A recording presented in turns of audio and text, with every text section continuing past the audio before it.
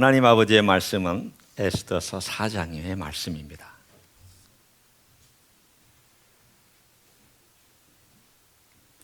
구약성경 753쪽 및 754쪽 에스더서 4장, 제가 읽는 것은 1절부터 3절까지 읽고 나머지는 설교 중에 제가 또 읽도록 하겠습니다.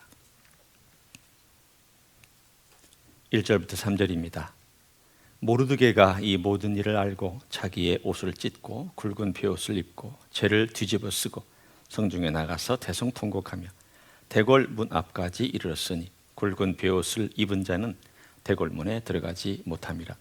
왕의 명령과 조서가 각 지방에 이름에 유다인이 크게 애통하여 금식하며 울며 부르짖고 굵은 베옷을 입고 제 누운 자가 무수하더라. 아멘. 지금부터 20년 전 3월 달 셋째 주에 무슨 일이 있었는지 아시는 분 계시나요? 모르실 거예요. 꿈에도 모르실 거예요. 왜냐하면 그때가 제가 한국에서 개척 예배를 드린 주일이기 때문입니다. 알 리가 없으시죠?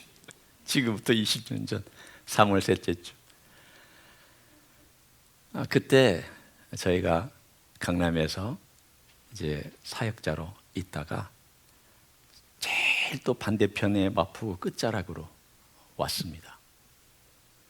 그때 이제 상암동이 막 개발되기 직전, 월드컵 경기장이 들어서는 바로 막 먼지가 펄펄 나리던 그때에 저희가 그쪽으로 이사를 와서 거기서 교회를 개척하기로 작정하고 장소를 얻으려고 하는데 장소가 없습니다.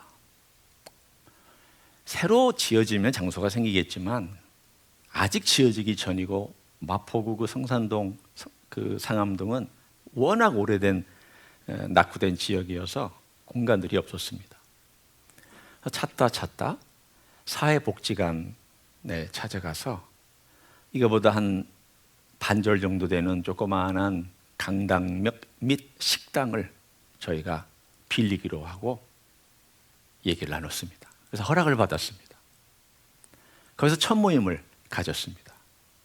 조건은 주일날 3시간만 쓰는 조건입니다.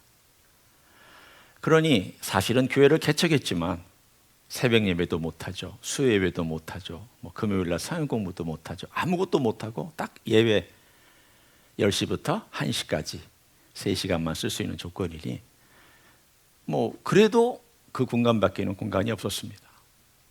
그리고 이제 첫 모임을 3월 셋째 주일날 20년 전 앞으로 여러분 잊어버리실 일이 없으실 거예요.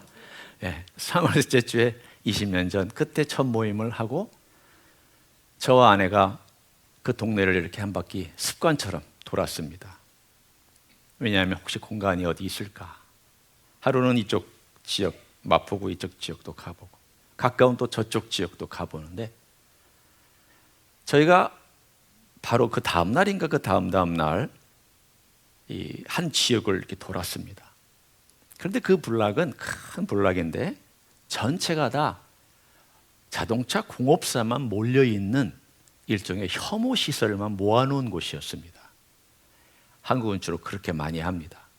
혐오 시설이 있으면 한쪽으로 많이 몰아넣는. 그래서 이제 그 혐오 시설이 있는 곳에 이렇게 골목 다니는데 거기에 유독 다른 건물들은 다 공업사기 때문에 1층짜리죠. 이렇게 1층짜리 허름한 건물들인데 거기는 유독 건물이 이렇게 8층으로 올라간 건물이 있었습니다. 그 공간은 조그마한 8층짜리 건물인데 한 면이 여기에 한 3분의 1 면이 3분의 한 2 정도 되는 면이 이렇게 꺾여서 또 이렇게 되어 있는 참 희한한 건물이었습니다. 이렇게 되고 이렇게 되어 있는. 그러니까 전체 공간은 요거의 한 3분의 2쯤 될까 하는 그런 공간을 저희가 그런 건물을 보게 되었습니다.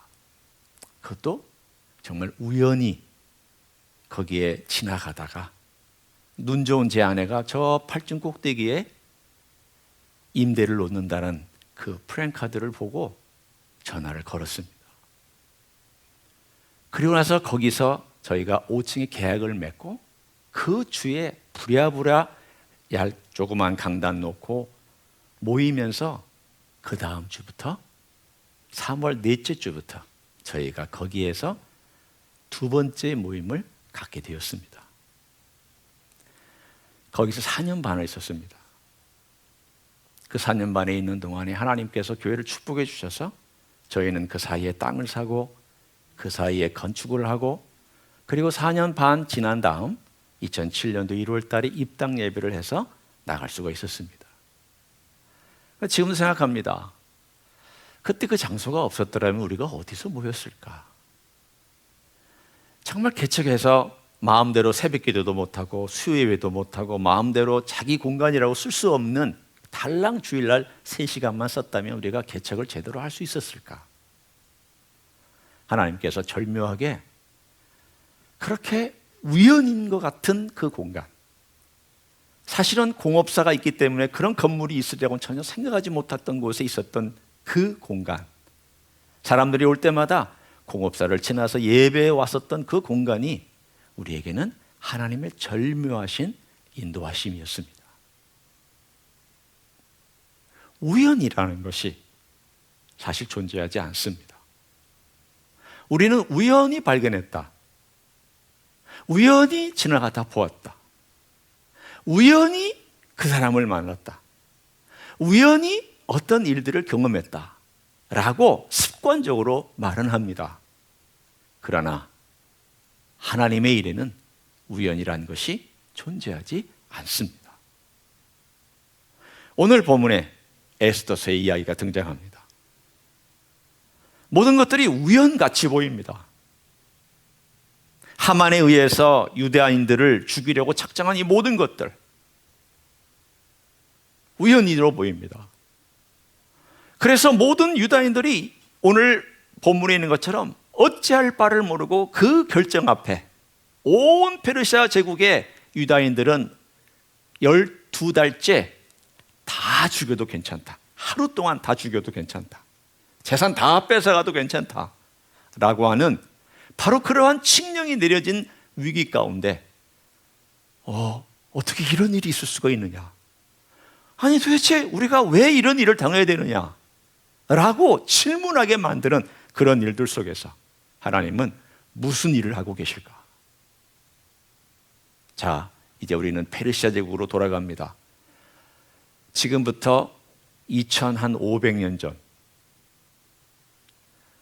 페르시아 제국이 한참 기세를 떨치고 인도, 소아시아, 저 그리스 반도의 북쪽 마게도니아 일부, 그리고 그 위에 카스피해, 남쪽으로는 아라비아 반도, 애굽, 수단, 그 지경까지 모든 나라들을 자기의 제국의 수하 아래 두고 있었던 강력한 제국, 그 제국 아래에 있는 모든 유대인들은 다 죽을 수도 있는 그 위기 앞에서 오늘 하나님께서 왜 이런 악한 일을 허락하셨을까? 이런 위기와 어려움을 허락하셨을까? 생각해 보십시오. 그 시대 유다인들 성공했습니다. 모르드게만 하더라도 궁중의 고위 관료였습니다. 나중에 여러분 이 사람보다 그 조금 뒤에 태어나는 느헤미야라고 하는 사람은 최고위직에 올랐던 사람입니다. 지금으로 말하면 청와대 비서실장으로 올랐던 사람입니다. 에스라는 랍비였지만 황제하고 대화할 수 있는 위치까지 올라갔던 사람입니다. 바로 다음 세대 사람들입니다. 그 이야기는 뭘 우리들에게 반증해 주고 있느냐? 페르시아에서 유다인들이 대단히 성공하고 출세했다라는 것을 우리는 알 수 있습니다. 그 말은 무엇을 의미합니까? 사실은 그들이 출세했고 번영했고 잘 살고 잘 먹고 자손들도 잘 됐기 때문에 영적으로 느슨해졌습니다. 여러분 솔직히 한번 얘기해 보십시다. 여러분이 잘 먹고 잘 살 때 정말 하나님 아버지 앞에 간절함으로 기도하십니까? 모든 것이 다 문제가 없이 형통할 때 정말 하나님 아버지 앞에 무릎 꿇고 기도하신 적 있으십니까? 예, 있을 수도 있지만 대부분의 사람들은, 대부분의 그리스도인들은 형통할 때 그렇게 절실하게 기도하지 않습니다. 페르시아 살고 있는 유대인들 잘 살고 잘 먹고 출세하고 고위직에 올라가고 모든 면에서 문제가 없었습니다. 사회 곳곳에 뿌리를 내렸습니다. 야, 이만하면 살만하다. 이만하면 우리가 이 땅에서 그래도 번성하고 있다. 비록 우리가 흩어졌지만 흩어져 있는 가운데 유다인의 독특성을 가지고 있으면서 유대인으로서 나름 출세했기 때문에 야, 좋다. 근데 갑자기 웬 하늘에서 날벼락이 떨어져서 12월 어느 날 모든 유대인들을 다 죽여도 괜찮고 재산을 다 뺏어가도 괜찮다. 그 대적자들은 얼마나 신이 났겠습니까? 왜? 저들 부자인 걸 알거든요. 재산이 많은 걸 알거든요. 그들이 현금을 많이 가지고 있다는 걸 알고 있거든요. 그러니까 생명 빼앗고 재산을 가져가면 우리는 부자가 될 절호의 기회라는 것이 그들에게는 복음으로 들리지만 유다인들에게는 청천벽력 같은 비극적인 소식으로 들리기 마련입니다. 하나님께서 그렇게 하신 섭리가 있습니다. 그것은 다름이 아니라 그들을 하나님께로 모으고 있었습니다. 형통하고 평탄할 때 하나님을 잊고 살고 하나님께 절실하게 기도하지 않았던 그들을 하나님께서는 갑자기 하나님 앞으로 절실하게 부르짖는 기도를 하게끔 오늘 1절, 2절, 3절이 말씀해주고 있습니다. 옷을 찢습니다. 굵은 베옷을 입습니다. 그리고 죄를 뒤집어 쓰고 어떤 사람은 죄 위에 엎드리고 무릎 꿇고 기도합니다. 오늘 본문에 나와 있는 모르드게는 온 수산성에 있는 사람들이 다 알도록 굵은 베옷을 입고 죄를 뒤집어 쓰고 자기 집에서부터 온 거리를 울면서 통곡하면서 애고 하면서 궁궐에 있는 문 앞까지 갔다가 다시 돌아옵니다. 도대체 뭐하는 행동입니까? 아니, 슬퍼하면 집에서 혼자 슬퍼할 일이지 뭐 한다고 온 동네방네 다 알리고 온 동네방네 사람들이 그가 재난을 당하고 슬퍼하고 있다는 것을 그렇게 알려야만 했습니까? 모르드게는 분명히 자기의 신앙의 색깔을 드러냈습니다. 나 유다인이다. 그리고 나 이 문제에 대해서 슬퍼한다. 그리고 이것이 비극이라는 걸 난 정말 알리고 싶다. 이 죽음과 삶의 문제에 있어서 내가 하나님께 기도하는 것보다 더 소중한 게 어디 있느냐? 여러분, 슬프고 힘들고 어려울 때에 내가 그것들을 하나님 아버지 앞에 표현해낼 수 있다는 것 자체가 건강한 것이지 표현하지 못하는 것이 건강하지 않은 것입니다. 저 사람 왜 이렇게 기도하는데 시끄럽냐고. 괜찮아요. 기도 시끄럽게 할 수 있거든요.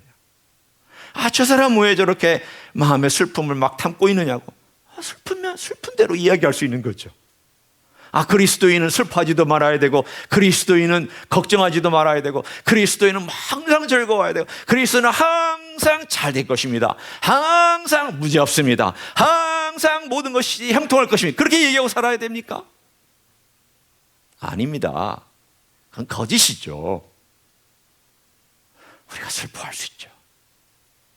우리가 계속 근심하는 건 문제지만 근심할 수 있습니다. 계속 두려워하는 건 문제지만 두려워할 수 있습니다.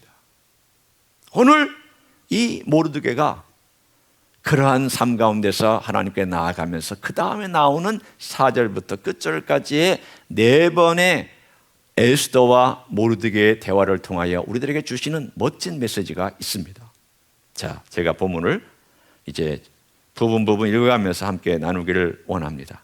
먼저 첫 번째, 두 번째 대화입니다. 5절, 4절부터 읽습니다. 에스더의 시녀와 내시가 나와 전하니 왕후가 매우 근심하여 입을 의복을 모르드게에게 보내어 그 굵은 베옷을 벗기고자 하나 모르드게가 받지 아니하는지라. 자, 여기를 보십시오. 첫 번째, 에스더가 소식을 듣고 의복을 보내지만 모르드게가 거절합니다. 첫 번째 에스더가 모르드게와의 대화가 이렇게 끝났습니다.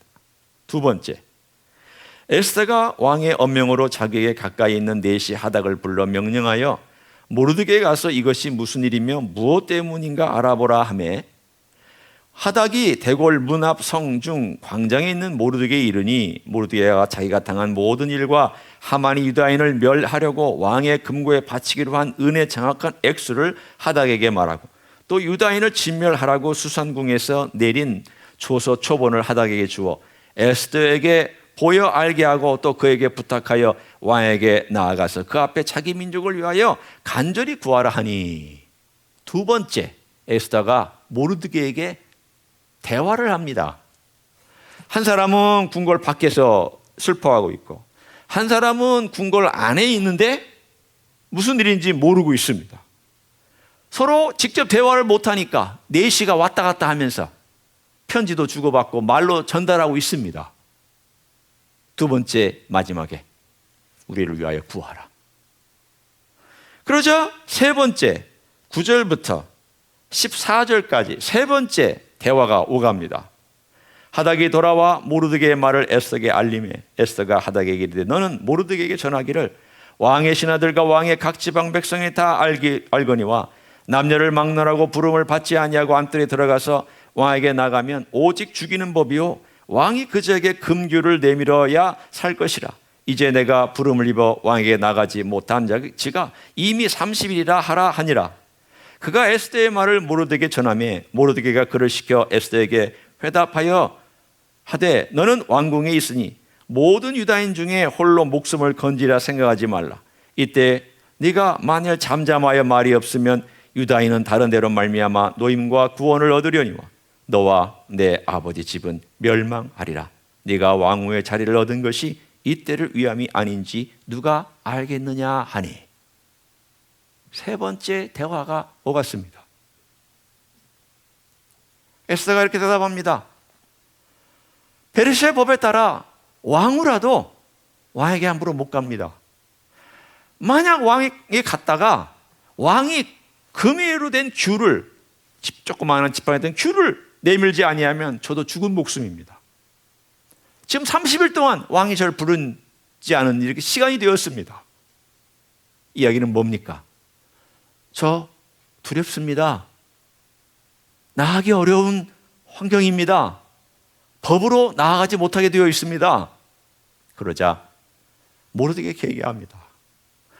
이렇게 어려울 때에 네가 혼자 살 것만 생각한다면 너는 혼자 살 것이 아닐 것이다. 하나님께서 우리를 구원하실 때 나는 분명히 우리를 구원하실 것을 알고 이 구원은 분명히 어디론가부터 올 거라는 알지만 네가 만약 침묵을 지키면 너와 내 집은 멸망할 것이다. 이 자리에 오른 것이 이때를 위함이 아닌지 누가 알겠느냐? 이 말이 무슨 뜻입니까? 하나님의 섭리에 대하여 그는 고백하고 있는 장면입니다.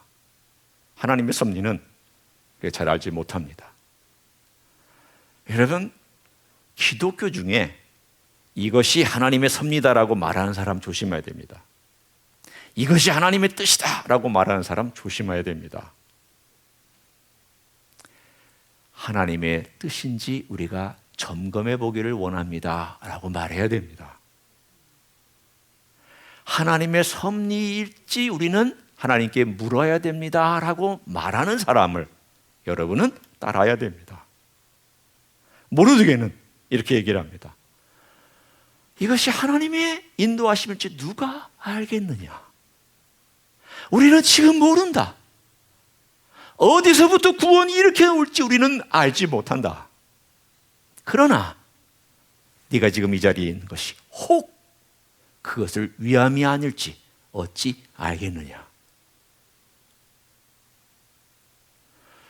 우리는 하나님의 섭리에 대하여 정말 조심할 필요도 있지만 동시에 민감할 필요가 있습니다. 이 두 가지가 항상 필요합니다. 그리스도인은 함부로 말하지 말아야 되지만 그러나 주저하지도 말아야 됩니다. 겸손해야 되지만 침묵을 시켜서도 안 됩니다. 하나님 아버지 앞에 항상 겸손해야 되지만, 그러나 겸손하면서도 용기를 낼 때는 말할 수 있어야 됩니다. 어떤 사람은 겸손하다고 아무 말도 안 씁니다. 신앙 아닙니다. 어떤 사람은 이것이 하나님의 뜻이라고 함부로 말합니다. 실수하기 쉽습니다. 모르드게의 이 신앙 고백이 사실은 에스더서의 핵심입니다. 여러분에게 제가 이렇게 질문하면 여러분이 이렇게 대답하실 거예요. 에스더서에서 기억 남는 말이 무엇입니까?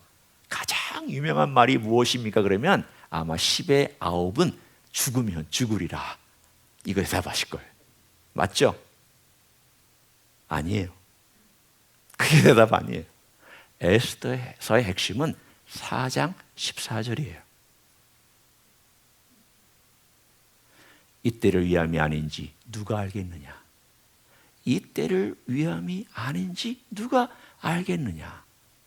에스더서에는 하나님의 이름도 안 나오고 하나님이 도와주셨다는 표현도 없고 하나님께서 이끄셨다고 인도하셨다는 표현도 하나도 없습니다. 그러나 네가 찾아라는 겁니다. 찾아봐. 뭐라고 말씀하고 있는지 찾아봐. 이 내용입니다. 두 가지의 하나님의 섭리에 대해서 나눴습니다. 하나는 하나님께서 평안한 가운데, 안일한 가운데 있는 페르시아의 유대인들을 하나님 앞으로 모으셨습니다. 위기 상황 가운데 모으셨습니다. 하나님의 섭리입니다. 그리고 모으신 다음에 오늘 이 내용을 통하여서 누군가를 통하여 하나님이 일하실 텐데, 누군가가 우리는 잘 모르지만 혹시 네가 이 자리에 있는 것이 하나님의 목적을 위해 쓰임받는 하나님의 손길이며 인도함이라면 너 나서야 된다라고 말하고 있는 도전입니다. 여러분은 어떠십니까? 하나님이 여러분을 지금까지 인도하셨습니다. 여기까지. 어떤 때는 위기와 어려움과 아픔을 겪게 하셨습니다. 왜 하나님이 그렇게 힘들게 하셨는지에 대해서 어떨 때는 가슴이 아프고 짜증이 납니다. 아니, 다른 사람들은 다 평탄대로를 걷는 것 같은데 왜 나는 그렇게 안 됩니까? 왜 이렇게 힘듭니까? 왜 이렇게 아픕니까? 왜 이렇게 어려움이 있습니까? 제가 그 앞에서 오늘 본문에 있는 말씀을 통하여 이렇게 전달하고 싶습니다. 이 모든 것이 때가 되면 이때를 위함이 아닐까라고 하는 그 질문 앞에 대답을 제대로 하라고 나를 훈련시키는 과정이 아닐까요? 우리는 다 모릅니다. 죽을 때까지 하나님의 뜻을 모를 때도 있습니다.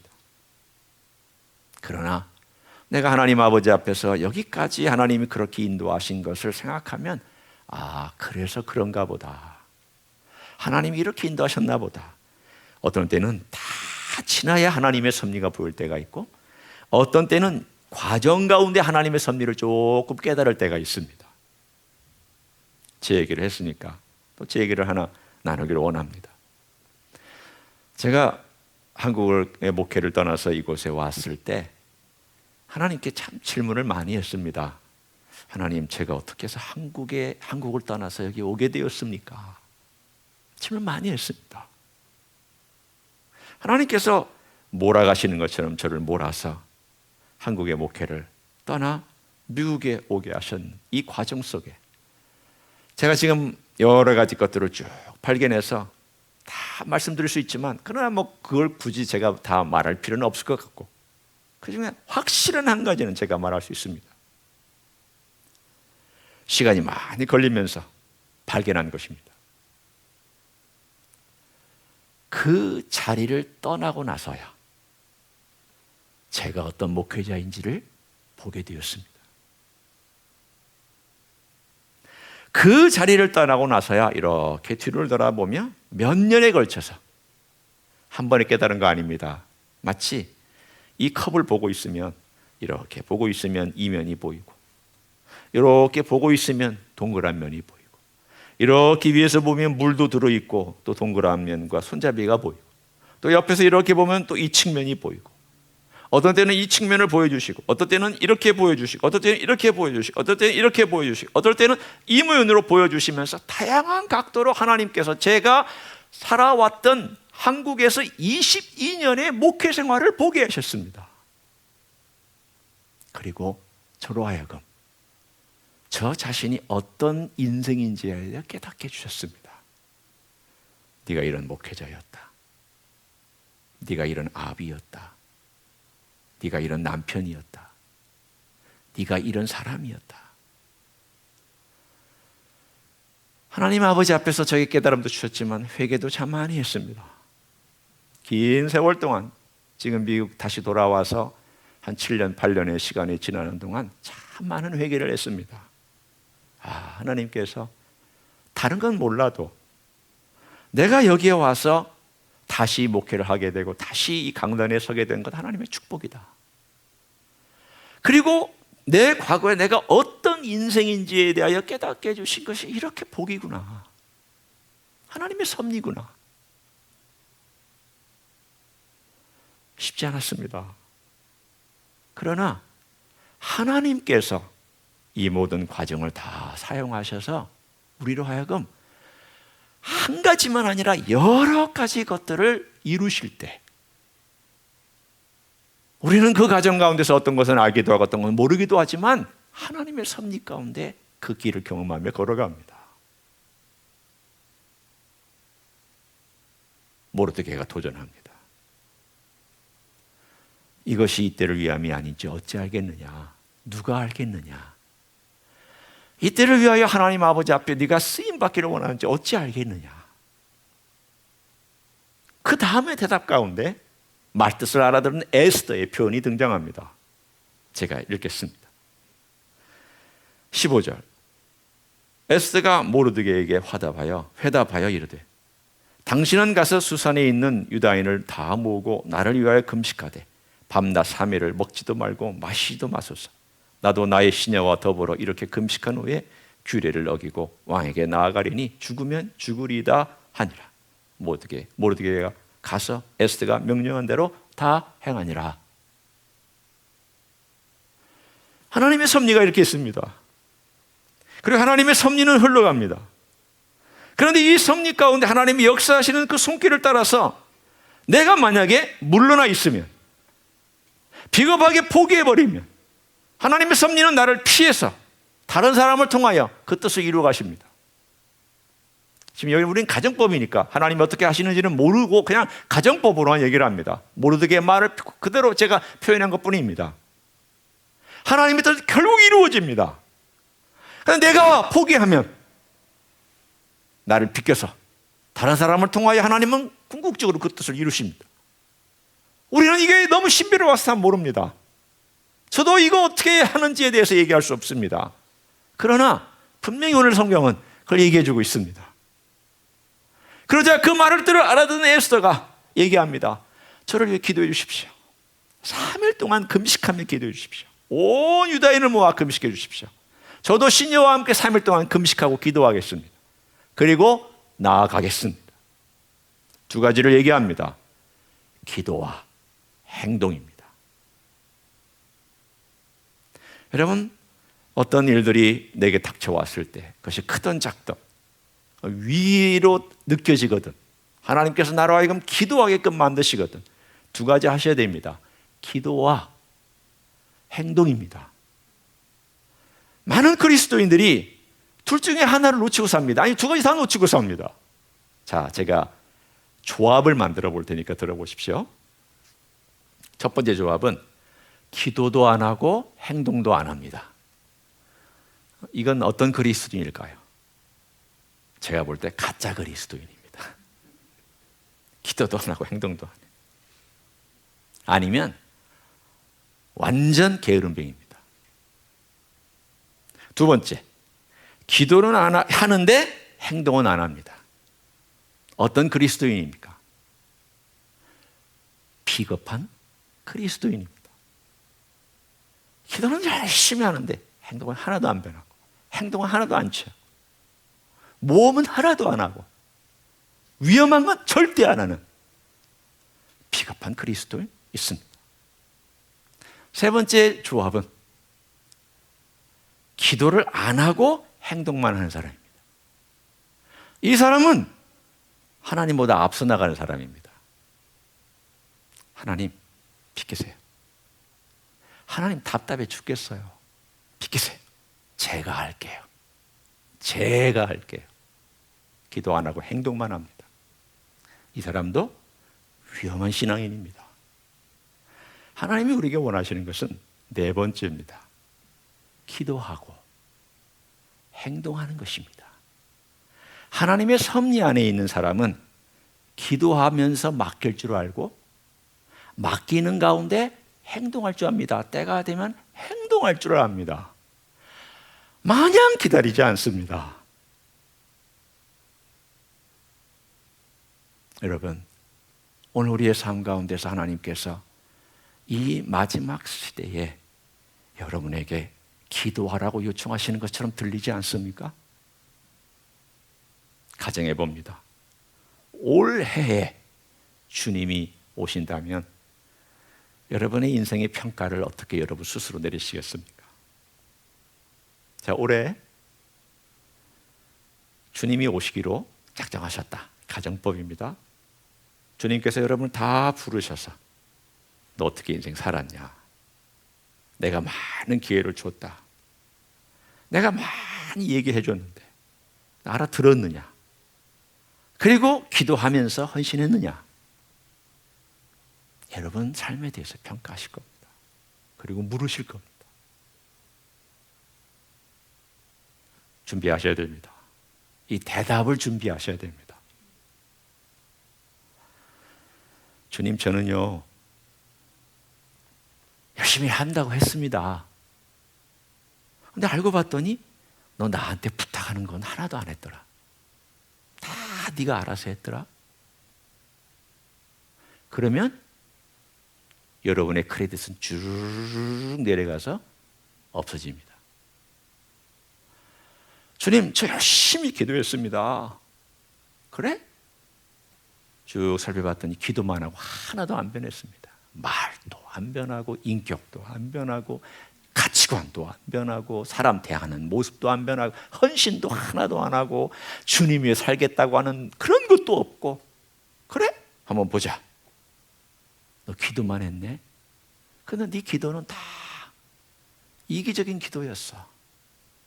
쭉 크레딧이 떨어집니다.